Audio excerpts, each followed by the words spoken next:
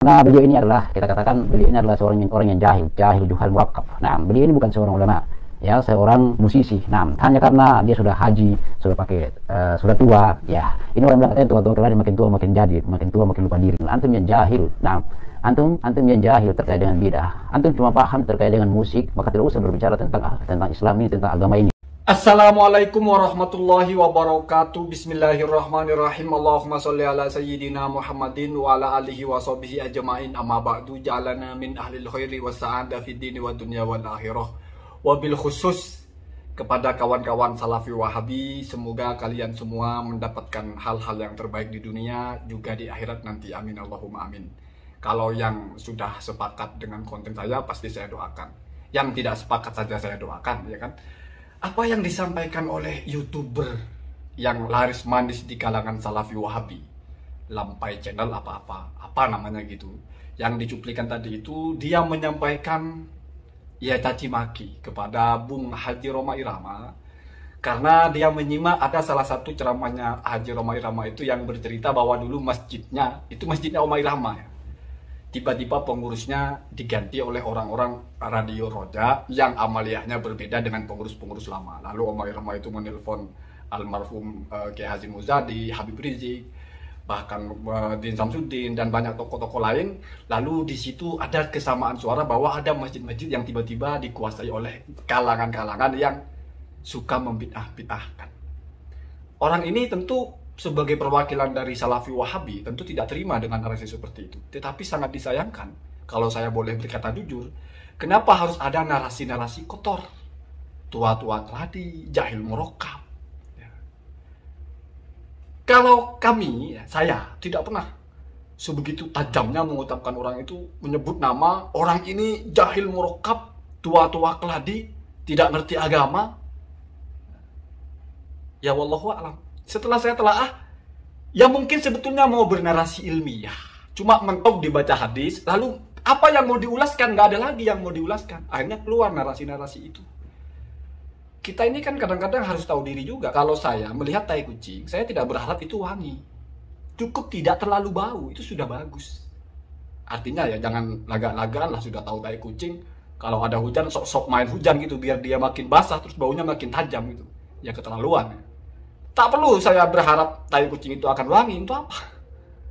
Yang penting tidak terlalu bau sudah bagus, ya. Itu kalau tai kucing, ya. Jadi sebetulnya ingin menyampaikan penolakan, tetapi ya mungkin tidak bisa seperti YouTuber aswaja, di mana kalau menyampaikan penolakan enggak hanya omong kotor, tua bangka, tua keladi, enggak. Mesti ada titik tembak ilmiahnya yang disampaikan. Artinya dihujam di bagian terpentingnya, karena untuk apa kita buat konten hanya untuk memaki-maki orang? Misalnya ada orang yang mengatakan Imam Nawawi menyalahkan istihbab. Itu kita hujam habis-habisan. Setelah dipreteli dulu apa kesalahannya. Dan untuk bisa seperti itu butuh kapasitas. Kalau cuma modal bisa ngomong, baca berita ngomong, nyimak orang ngomong terus ngomong, pakai nafsu, ya semua orang juga bisa. Tetapi makanya saya agak miris kepada kawan-kawan Salafi Wahabi. Kenapa? YouTube seperti itu kalian suka sekali nonton gitu ya. Apa nggak ada yang lain gitu? Ya mungkin memang nggak ada yang lain yang kelas YouTuber lah. Ya yang lain ada Pak Endang, ya. Jadi YouTuber Wahabi yang saya tahu kan itu Pak Endang. Ya itu tadi Lampai Channel. Ada yang Savana Fresh. Di mana memang kajiannya ya entah atas nama apa disebut kajian, ya. Wallahu a'lam. Kadang-kadang kan kita itu memang kalau sudah tenggelam, ya, tidak ada yang bisa kita pegang, ya. Jerami pun kita pegang, nggak ada lagi nalar ini layak nggak saya pegang, nggak. Jadi mungkin Salafi Wahabi itu yang suka nonton YouTube tidak menemukan YouTuber Salafi Wahabi yang berkualitas, yang narasinya itu ilmiah. Ya kalau ustadznya lain, kita bicara YouTubernya, yang isi kajiannya itu baca kitab, yang isi kajiannya itu mendetail sebuah permasalahan dengan tertib, mungkin nggak ada. Nemunya ya begitu, baca-baca banner, baca-baca berita terus ngomong gitu ya. Nemunya begitu. Terus nyimak Bung Haji Rhoma Irama yang ngomong masalah kasus malah dimaki-maki. Yang lucunya lagi diminta membuktikan. Rhoma Irama bicara tentang masjidnya, dia bawa buktinya masjid. Itu kan waktu itu dia minta suruh buktikan sekarang. Ya inilah kalau tidak apa namanya, ya. Kalau masalah Ustadz Salafi Wahabi tidak menanggapi, ya, YouTuber aswaja. Karena kalau menanggapi jatuh mereka. Jatuh, ya. Karena yang kami sampaikan kritiknya itu maut. Tidak bisa dibantah. Istihbab. Itu sampai 7 turunan pun dia belajar tidak akan bisa membantah. Karena sudah nyata bohong, dusta. Itu sudah hampir selevel 1 tambah 1, 2 gitu. Tidak bisa dikatakan 3. Nginjak tai kucing, nginjak tai anjing, tai kucing, batal wudhunya karena najis mogoladoh. Najis hisi, najis hewan yang kotoran hewan yang hewannya tidak bisa dimakan, najis hisi. Najis manawi, najis yang hewannya bisa dimakan seperti tai ayam. Sehingga kalau tai ayam tidak batal, tai kucing batal. Itu kamu belajar Islam, bahkan belajar kepada Nabi Muhammad SAW pun tidak akan pernah menemukan keterangan seperti itu. Apalagi kalau wudhu cuma 2 rukunnya. Itu kesalahan-kesalahan yang memang tidak akan bisa mereka menjelaskan bahwa itu benar gitu ya. Jangankan hanya dengan jenggot seperti itu, lebih panjang lagi, lebih lama lagi belajar tidak akan bisa. Kenapa? Karena apa yang mau dijelaskan tuh sudah salah. Tinggal mohon maaf, terbuka. Saya salah ngomong, gitu aja. Saya kadang-kadang terpikir juga ya, kenapa sih di Salafi Wahabi itu kalau ada YouTubernya ya seperti itu. Kalau ada yang agak oke lah, Ustadz siapa itu? Endang El Maduri. Endang El Maduri bukan salah. Zulkarnain El Maduri.